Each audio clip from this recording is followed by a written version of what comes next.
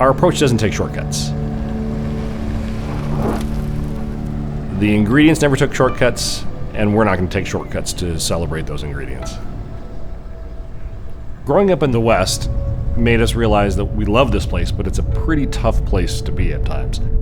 50 below zero, up to 110 degrees, less than 15 inches of moisture a year. And so we really wanted to reflect that in our spirits with all the reward that comes from ingredients and plants tough enough to survive in those conditions.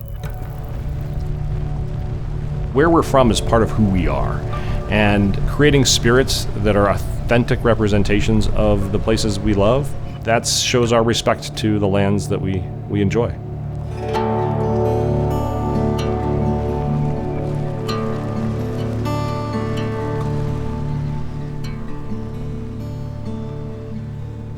We are committed to using native and local ingredients, so much so that we work directly with growers here in Colorado.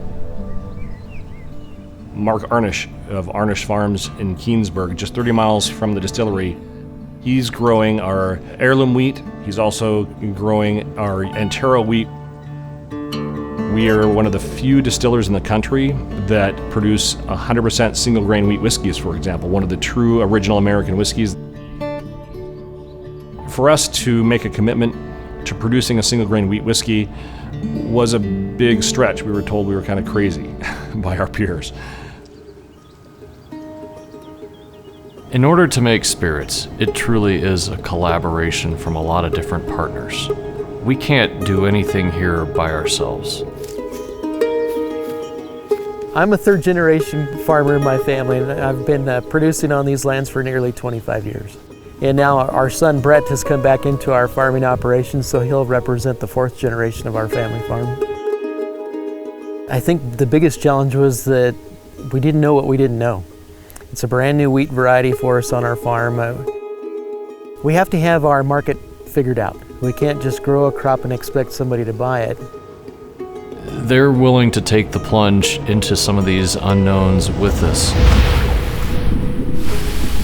even though they may have never ever grown that particular type of wheat before.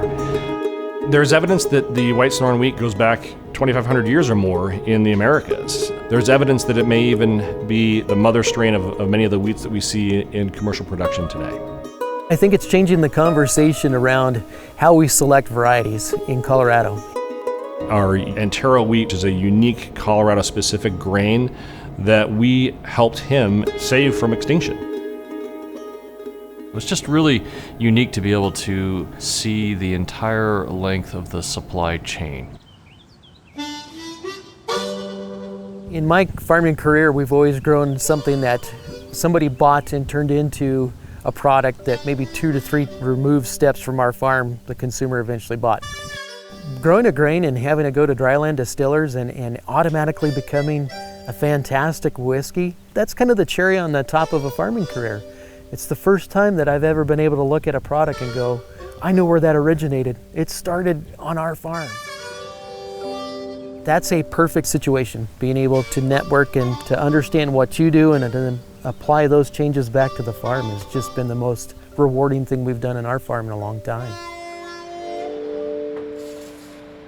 We didn't initially set out to try to use difficult ingredients.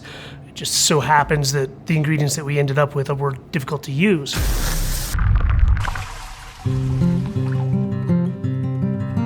Our process is not designed to be easy. Our process begins with every ingredient in its native form.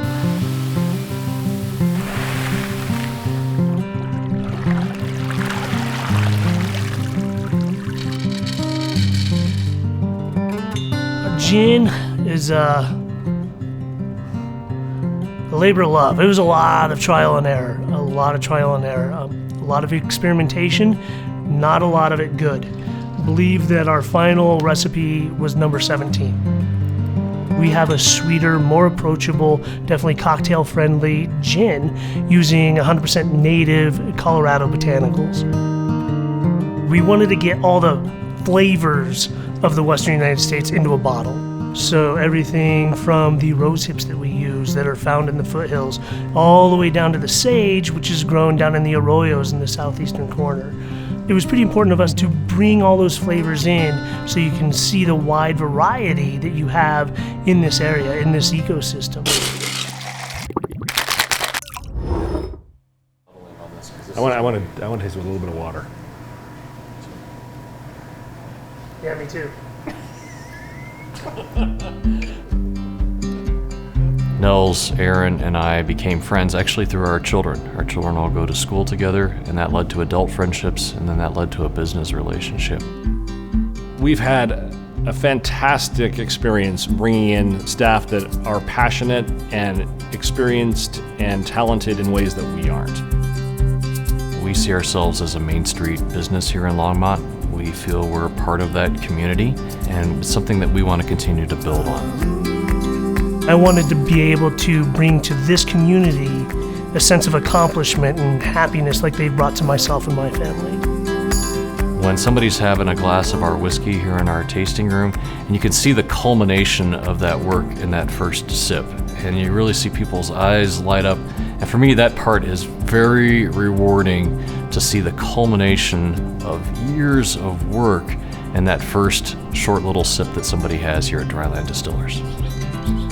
Once we found Antero and the heirloom whiskey, we found our whiskey for the rest of our lives, I think. And